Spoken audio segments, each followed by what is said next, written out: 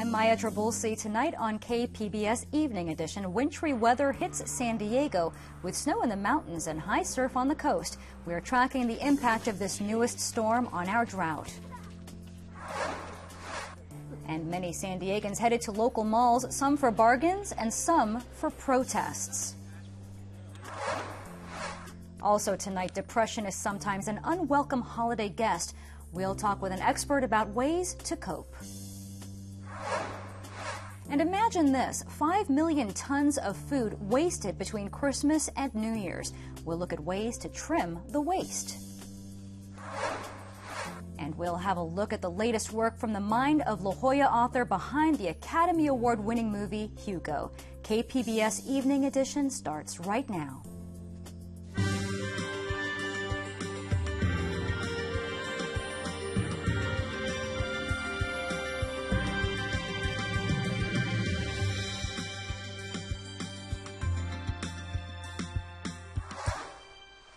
Good evening. Thanks for joining us. Black Friday brought windy, wet, and snowy winter weather to San Diego County. KPBS reporter Matt Bowler says many San Diegans skipped shopping and opted to be outside. It snowed in San Diego County Thanksgiving night. Up here, the first snow of the season in Mount Laguna brought about 4 inches. Rain throughout the county, about an average of 3/10 of an inch. If you made it up here to the snow, you could have made snow angels or even had a snowball fight with your friends.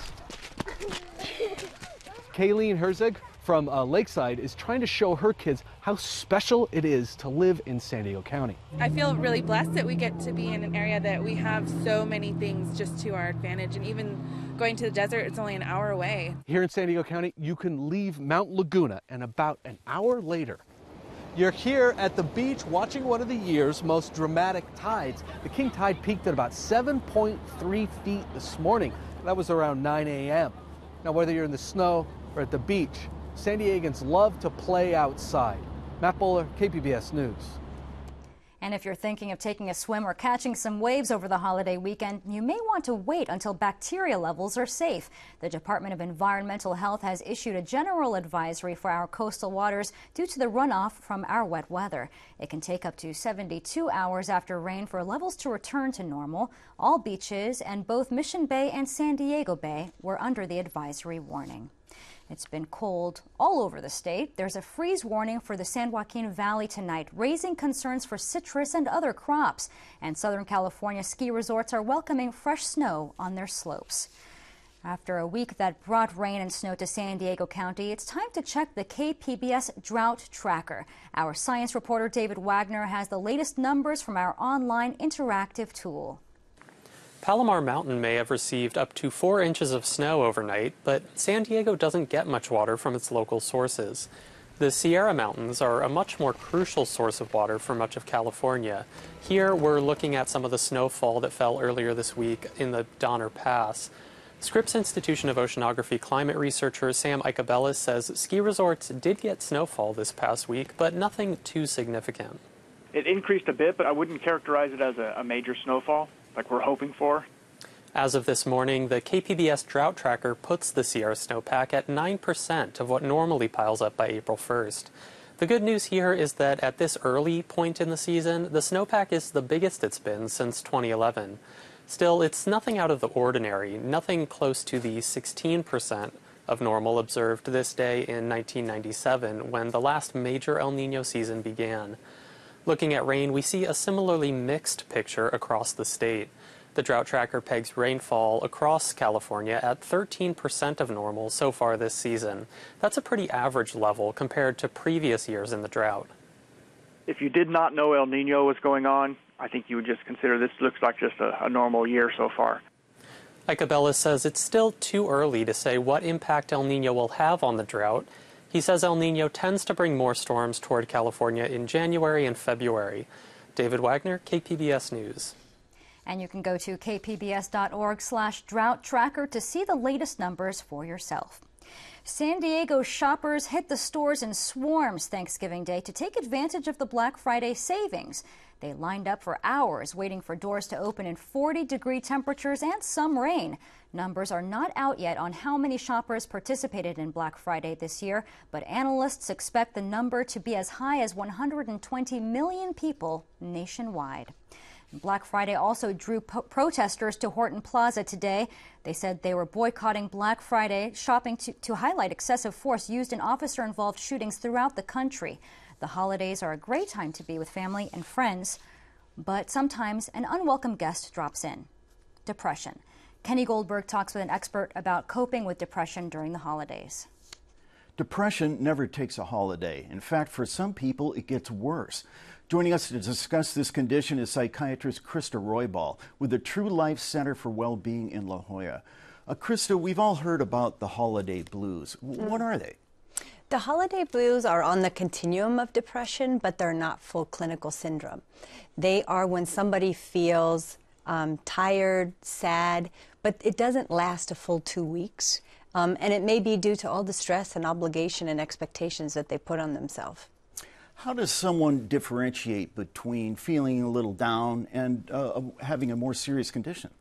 The main two things are severity and duration. So if the depression and that sad feeling is most of the time for up to 2 weeks, it's very likely a clinical depression. And that goes with many other things, such as losing your appetite, not being able to sleep, not being able to concentrate, feeling worthless, sad, and maybe even hopeless and not wanting to live. Holiday blues won't last as long. It may be a day or two, and you may be able to recover, and you won't have that severity. Who is at risk for depression and anxiety during the holidays? People with a family history, someone who's had a depression before, people who have trauma, physical, mental, sexual abuse, substance use, folks who drink heavily or use other substances, even students in school with all the stress, people with financial hardship or grief. If you lost a family member or a loved one this year, you're at greater risk for depression. What is it about the holiday time that increases calls to your office and other psychiatrists, psychologists? There's a couple of things. I mean, one, all mammals have a change in their mood at this time of year. There are shorter days, there's decreased light, and we're all affected by that. But also during the holidays in particular, we put a lot of expectations on ourselves. There's a lot of stress. Stress affects our nervous system and gives us a higher chance of being depressed.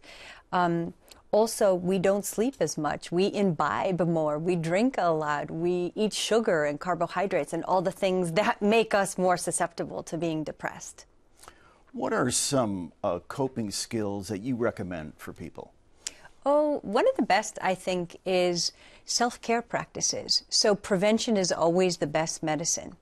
And there are the basics of just making sure to try to get, the best sleep and hydration and exercise, but also maybe taking up a new self-care practice like self-compassion or meditation or just reflection, time with yourself, journaling, things that give you an internal reflection versus an external focus.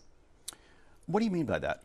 So the commercialism of the holidays really puts our focus and energy on gifts and activities and parties. And most people are looking for an internal meaning and an internal satisfaction. And those self-care practices that I mentioned can bring our awareness to those things that are more meaningful to us, such as love, gratitude, acceptance, forgiveness. And really, I would put a challenge out there to people to choose a theme like that, that they want to focus on during the holidays and streamline their activities to be able to have that more rich internal satisfaction. Is there a right time to call a therapist, to call somebody like you and get into care? Oh, that's a great question. So we do get a big uptick of calls at this time of year. I would say if you know that you have depression and that it dips, make sure to do a preventative visit with your psychiatrist or therapist. If the severity or the length of the depression is longer than just a day or two, make a call to a therapist or a psychiatrist to get in. Therapy is very effective. Medications can be very effective. And just having that support and someone who you feel seen and understood by can make all the difference. Okay, psychiatrist Krista Roybal, thanks for coming in. Thank you, Kenny. 11 people were wounded in a shooting today at a Planned Parenthood office in Colorado. It happened in Colorado Springs. Police there say the gunman is in custody several hours after the shooting started. They say the injured include 5 officers. This story is still developing. Authorities say the gunman's motive and whether he had any connection to Planned Parenthood is unclear. PBS NewsHour is following it, and we'll have the latest tonight at 7.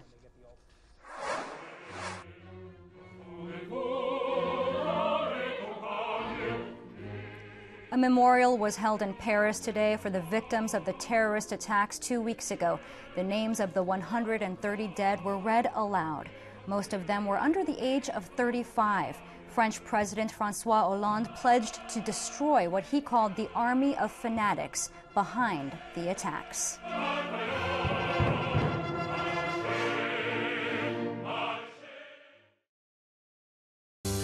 Is investigative reporting in endangered species? Have things changed since Woodward and Bernstein brought down a president? And what are reporters looking into in San Diego? Join us for a special investigation into investigative reporting on the KPBS Roundtable tonight at 8:30. San Diego's ambitious climate action plan gets its first hearing on Monday before the City Council's Environment Committee. The goal is to slash carbon emissions by half in 20 years. This is not only something that is aspirational, but also something that we want to sincerely implement and that we find a way to do that going forward. If the plan is approved Monday, it'll go on to the full council in December. State regulators say they will order Volkswagen, Audi, and Porsche to recall as many as 16,000 more vehicles. The car makers have been under investigation for installing software to defeat emissions tests in diesel vehicles. Audi builds the engines for all 3 makes and has already admitted to violating U.S. law. A warning for Costco shoppers tonight about its house brand of chicken salad. It uses a vegetable mix that's believed to be connected to an outbreak of E. coli in 7 states. It was sold in Costco stores before November 20th. Health officials say if you have any in your refrigerator, you should throw it out. The holiday season is a time for celebrations and the feasts that come with them. But it's also a time when lots of food goes to waste. Steve Walsh has a look at the problem. Between Christmas and New Year's, Americans waste 5 million tons of food. That's according to an I Love Clean San Diego, an environmental nonprofit. Executive Director Pauline Martinson joins me to talk about how San Diegans can reduce holiday waste and maybe feed those who are in most need. Welcome to the show. Thank you. All right, so Thanksgiving, we tend to eat a lot, and we also tend to waste a lot. Yes. So what do you do with all of that excess food? So the statistics, really speak for themselves. There's so much waste that happens between Thanksgiving and New Year's, and so those provide a problem in a couple different ways. Food waste, when it goes into our landfills, creates methane, and that's a really powerful toxic greenhouse gas. And so we're contributing to climate change by wasting so much food. We also have 48 million Americans that go hungry, and 15 million of those are children. So we want to make sure to feed the hungry first, and even before that, reduce our consumption. So environmentally, it is wrong from the standpoint of homelessness. It feels wrong that we should be doing something with all that food. So, I mean, what can you do? You got a refrigerator full of food. You're not going to eat all of this potato salad or whatever. I mean, can you really find a place for it? Sure. Well, a lot of the food that's wasted is the perishable items, so different fruits and vegetables. And so if you can do some planning ahead of time on your meals, that really helps with food, reducing food waste, but also organizing your kitchen and your refrigerator to make sure to have those items front and center, and really going to use those first before grabbing for the potato salad. Right. Yeah, it seems like you have all this ambition to cook during the week when you go to the grocery store. Then at the end of the week, you have all this stuff in there that you're not even using. And it just feels terrible that all that food could be going to waste. But all right, let's say you've done that, especially this week when you're making sure you have enough to feed all the relatives. Is there really somebody who's going to take my apples and pears and cranberry sauce? Sure. So there are a few different groups that take perishable food. So they're called gleaners, and they're volunteers that will come and take any excess citrus and vegetables, maybe that you have a lemon tree and you can't use all those lemons, and then they'll provide them to organizations that feed the hungry. There's also a lot of food donation centers, Food Bank, Mama's Kitchen, that will take mostly non-perishable items. And so you can find those on I Love a Clean San Diego has a resource for that called Waste Free SD. Yeah, on the other side, though, I tend to hang on to stuff for a while. I'd be a little worried that I could get somebody sick if I give them something that's maybe been sitting around too long. How do I know? Sure. So they have a lot of guidelines for that, these centers. We also partner with the county of San Diego, and they have different instructions and tips on food storage. So a lot of it's just, making sure it's sealed up, and maybe if it's not supposed to be wet, putting a paper towel in there, and that'll help last you a few extra days. And if you can't give it away, maybe it's time to compost it. I live in an apartment. A lot of people do in this city. Can I still do that?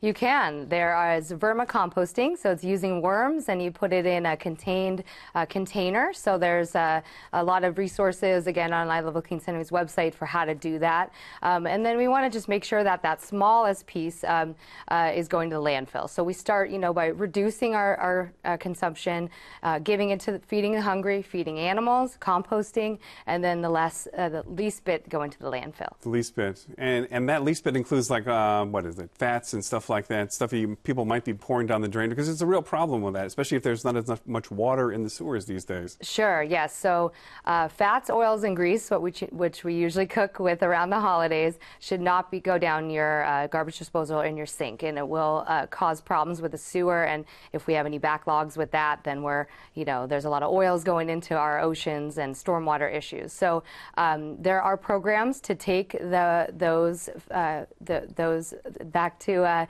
into the landfill and be processed correctly. All right. So where do you go if you want to get these tips on how to handle all this food waste? I Love a Clean San Diego runs a database called wastefreesd.org, and you can also give us a call, too. All right. Executive Director Pauline Martinson, she's with I Love San Diego Clean Cities. Thank you so much for being on here. Thank you. I'm Hari Srinivasan. On the next News Hour, Mark Shields and David Brooks look ahead as the next stage in the 2016 presidential campaign ramps up. That's Friday on the PBS News Hour.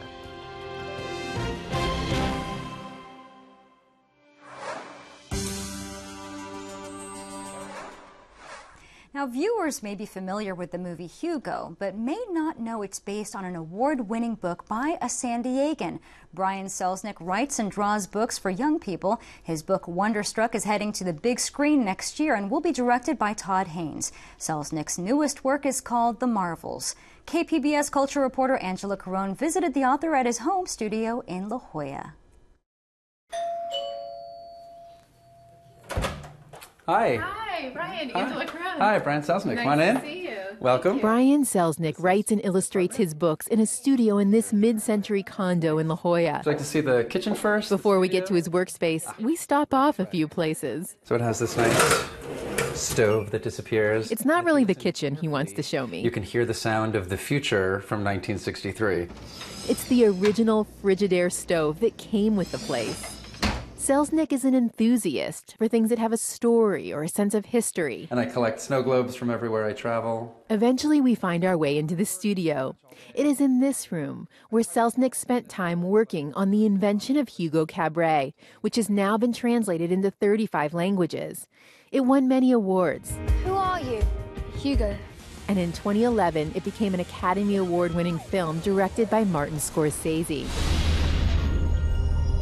His new book is called The Marvels. The Marvels is two stories. One follows 5 generations of a family of actors from 1766 to 1900. And the second story takes place in 1990 about a boy named Joseph who runs away from boarding school to look for an uncle who he's never met. Selznick spends over 3 years working on each book. The worlds he creates for his characters dovetail with his own interests. But The Marvels is the first book that is really about the theater for me, and it's really about my love for the theater and everything that I've learned from the theater I tried to put into this story. The Marvels was also inspired by a special house in London, the Dennis Sievers house. Dennis Sievers was a California boy, grew up in Escondido. His parents owned a gas station. And as a child, he fell in love with England. Eventually, he purchased a derelict house in a derelict area of London called Spitalfields. Sievers turned the house into a time machine by creating 18th and 19th century worlds inside the rooms of the house. Today, it's like a cross between a museum and a theater set. It becomes essentially a gentleman's room. Now, when you visit the Dennis Sievers house, the idea is that the family who lives there in the 18th or 19th century has just stepped out. So there's hot tea on the table, there's food cooking in the kitchen, some of the beds are unmade because people have just gotten up. And so it's this really uncanny, full sensory experience. Selznick created a similar house in The Marvels. It seemed like the right place for the characters in The Marvels to discover who they are, who they want to be with. The first story in The Marvels, the one about the family of actors, it's told entirely in drawings, 400 pages of drawings. His Majesty the King. Selznick relies on his love of movies to guide how he draws. Don't you want to marry me? I'm going to marry Melanie. I've loved movies ever since I was a kid, I think especially because I'm distantly related to David O. Selznick, who produced Gone with the Wind and King Kong and Rebecca and all of these amazing movies. Even though he's from the Hollywood movie-making side of the Selznicks and I'm from the New Jersey dry cleaning side of the Selznicks, but we are related. The drawings are very much supposed to echo and parallel what movies do and the way cameras tell their story. And so, especially when I started working on Hugo, it was like, how do I combine what the camera's doing in these movies? There's panning, there's zooming where you go close up on something. You can have a abrupt edit from one scene to the next. And so trying to take all of that and thinking about what the art form of the book is capable of. As he's working, the finished drawings go on this wall, kind of like storyboards for a film. The wall can also be intimidating. The worst days are the first day, because it's one drawing and then I look at the rest of the blank wall and I'm like, oh my God, there's so much to do. And then the second worst day is the middle, because that's when you realize you have to do all of that again. The settings in Selznick's books could not be more different from book to book, but there is a similar theme running through all of them. When I finished making Hugo, a reader came up to me and said, I love that this book is about how we make our own families, about how we gather people around us who make us safe. That theme found its culmination in The Marvels. Like all of his books, The Marvels has a very specific, idiosyncratic universe with fully realized characters. But at its core is a familiar set of emotions. The need for us to find our people, to find the people who understand us, who relate to us, who can just understand us in a way that we feel like no one else can. Like that is something everyone experiences. Angela Carone, KPBS News. And KPBS video journalist Katie Shulov helped produce that story. Local authors will be celebrated tomorrow at Mysterious Galaxy in Claremont. They're joining a nationwide event called Indies First, meant to support independent bookstores. Mysterious Galaxy says cheap online retailers like Amazon can't replace the community they help create. So if anything happened to us, we would have people who would have nowhere to go. Literally, some people come in every day, and they would have no place to hang out, and so it's really important. 8 San Diego authors will be in the store tomorrow, schmoozing with shoppers and recommending their favorite reads. Tomorrow is known in retail circles as Small Business Saturday, and it should be cool and cloudy for shoppers. Along the coast, look for temperatures in the mid-60s, getting a little warmer by Monday. The waves are also expected to be smaller than today's king tides. For the inland valleys, a frost advisory begins at 1 a.m. and there will be a freeze watch tomorrow night. Daytime temperatures will be in the mid-60s. The mountains will stay cold at night, warming into the 40s and 50s in the daytime. And there will be some frost on the cacti out in the desert. A frost advisory there tonight and high temperatures only reaching the mid-60s. And we want to remind you that the health department is warning people to stay out of the water at our local beaches because of contaminated runoff from the rain. The weather is just one of our top stories tonight. And the rain and cold didn't scare off holiday shoppers. They lined up for hours outside local stores waiting to snap up bargains. Analysts are expecting as many as 120 million people to have gone shopping today. And 11 people were injured in a shooting incident at a Planned Parenthood facility in Colorado Springs. 5 were police officers. The gunman was arrested after several hours. PBS NewsHour is continuing to follow developments in the case and will have the latest at 7 o'clock. And you can find tonight's stories on our website, kpbs.org/evening edition. Thank you for joining us. Have a great evening.